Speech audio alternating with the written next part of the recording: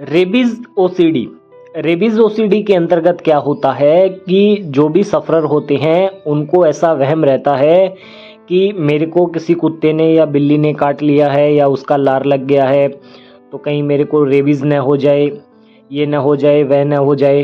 तो फिर जो सफ़रर होता है वह क्या करता है कि जैसे इसका अंतराल बताया गया है ना कि 20-22 दिन के बाद से लेकर के, और आपको हाईएस्ट तो इसके अंदर 3 महीने होते हैं कि इसके अंतराल में आपको चेकअप करवाना होता है। तो आपको ये श्योर हो जाती है चीज़ें कि हाँ मेरे को ये रेबीज़ हुआ है या नहीं हुआ है।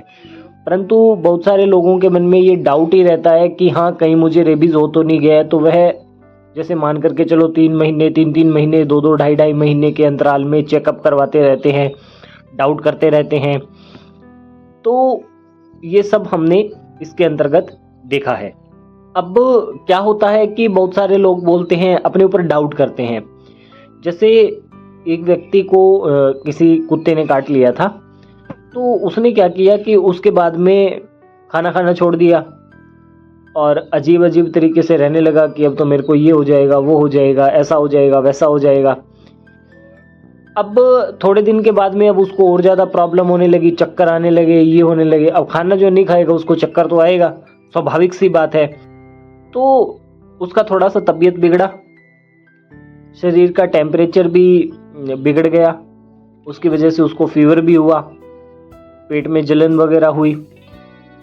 अब वह व्यक्ति ऐसा श्योर हो गया, उसने कांटेक्ट करके हमारे से बोला कि जी मेरे को तो रेबीज़ हो गया है। अच्छा, आपको कैसे पता?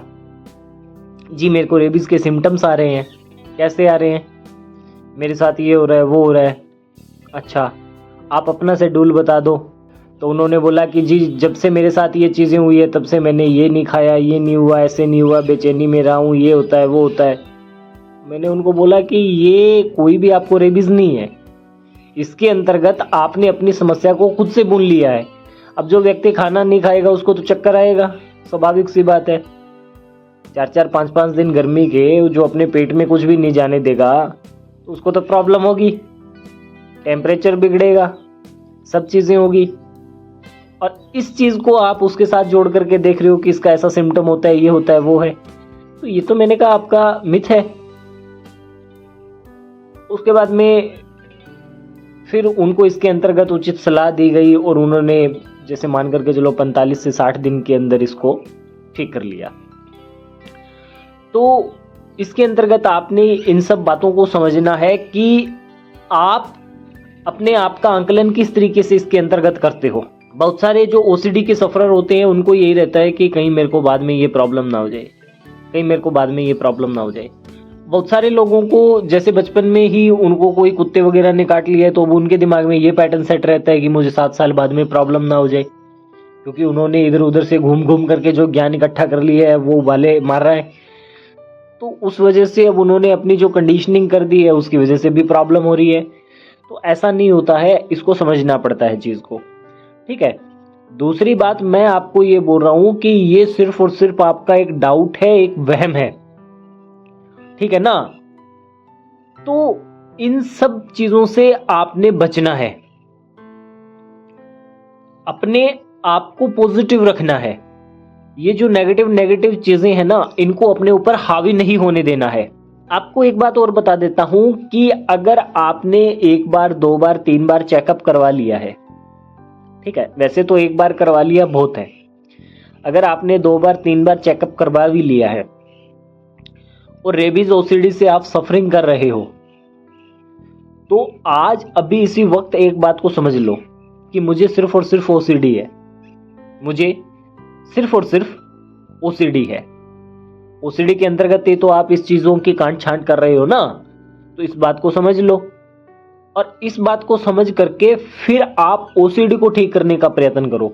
ओसीडी के जितने भी सफरर है ना रेबीज वाली के, वो रेबीज ओसीडी को ठीक करने का प्रयास नहीं करते, वो रेबीज को ठीक करने का प्रयास करते हैं जो है ही नहीं। समझ गए? जो चीज है ही नहीं उसको ठीक करने का प्रयास करोगे तो फिर वो चीज ठीक होगी कैसे, कि वो तो है ही नहीं। अब जो बीमारी नहीं है तो वो तो ठीक होगी कैसे, तो पहले से ही ठीक है। जो है उसको आप ठीक नहीं कर रहे, तो फिर वो कंडीशनिंग तो बिगड़ी हुई है। तो आज अभी इसी वक्त आप अपने आप को सबसे पहली बात यह समझाइए कि मुझे सिर्फ और सिर्फ ओसीडी है, मुझे सिर्फ और सिर्फ ओसीडी है, और मैं ओसीडी को ठीक करने का जो प्रयास है ना वह करूंगा। ठीक है ना? तो जितने भी सफरिंग कर रहे हैं ना रेबीज ओसीडी से, उनको मैं यही समझाना चाहता हूं कि एक उचित दिशा में आपने काम करना है, आपने अपनी रेबीज ओसीडी को ठीक करने के लिए काम करना है। समझ गए? क्योंकि आपने अपने दिमाग में एक पैटर्न सेट कर लिया है कि मुझे सिर्फ ऐसा हो गया है, वैसा हो गया है, ये चीजें आपने सेट कर ली है। इसको आप डिलीट कर दीजिए। और जो लोग इसमें, जैसे मान करके चलो जो शुरुआती स्टेज में है, जैसे मान करके चलो वो 2-2.5 महीने से इससे सफरिंग कर रहा है, वो तो खुद से इसका सॉल्यूशन कर सकता है। जिसने 2.5 महीने से ऊपर का टाइम हो गया ना, वो खुद से इसके अंदर सॉल्यूशन न करे, वो किसी के गाइडेंस में प्रैक्टिस करे। मेरा यही सजेशन रहता है, क्योंकि अगर किसी के गाइडेंस में प्रैक्टिस आप करते हो ना, तो बहुत अच्छे तरीके से इसको और बहुत जल्दी रिकवरी कर जाओगे। और आप खुद से करोगे तो पजल हो जाओगे। तो किसी के गाइडेंस में प्रैक्टिस करना ज़रूरी है। किसी के गाइडेंस में प्रैक्टिस करें और 100% उनकी बात को मान करके इसके अंदर काम करें। आप बहुत जल्द अपनी ओसीडी को हरा दोगे। आई होप आज की ये वीडियो आपको अच्छी लगी होगी। यदि आज की ये वीडियो अच्छी लगी है तो इसे लाइक करें, चैनल को सब्सक्राइब करें। धन्यवाद।